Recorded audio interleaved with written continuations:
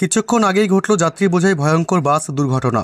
৬২ জন যাত্রী বোঝাই কুম্ভ ফেরত বাস উল্টে আহত হয়েছে ২৪ জন। মর্মান্তিক মৃত্যু হলো অনেকের। আহতদের দ্রুত উদ্ধার করে স্থানীয় হাসপাতালে ভর্তি করা হয়েছে। তবে আহতদের অবস্থা খুবই আশঙ্কাজনক।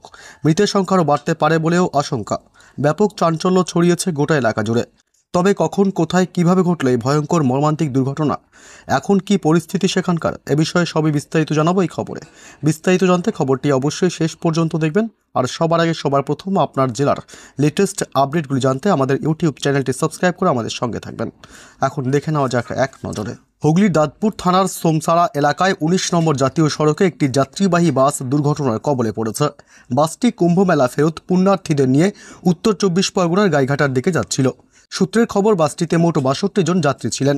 এই দুর্ঘটনায় ২৪ জন আহত হয়েছেন, যাদের মধ্যে ৮ জনের অবস্থা খুবই আশঙ্কাজনক।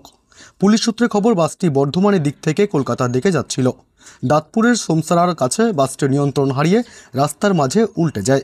প্রাথমিক অনুমান, বাস চালক ঘুমিয়ে পড়ার কারণেই এই দুর্ঘটনাটি ঘটেছে। বাসটিতে উত্তর ২৪ পরগনার গাইঘাটার থেকে কুম্ভমেলা ফেরত পুণ্যার্থীরা ছিলেন।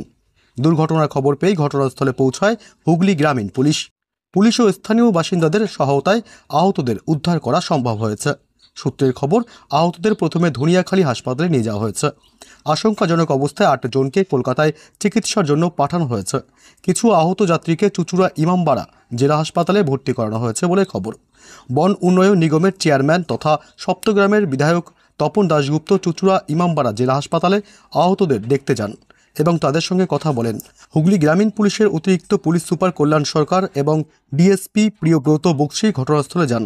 পুলিশ দুর্ঘটনার কারণ খতিয়ে দেখতে তদন্ত শুরু করেছে। এই দুর্ঘটনাটি জাতীয় সড়কে যাত্রী নিরাপত্তার বিষয়ে আবারও উদ্বেগ বাড়িয়েছে। প্রাথমিক তদন্তের পর পুলিশ মনে করছে বাস চালকের ঘুমের চোখ জুড়িয়ে যাওয়ার কারণেই এই দুর্ঘটনা।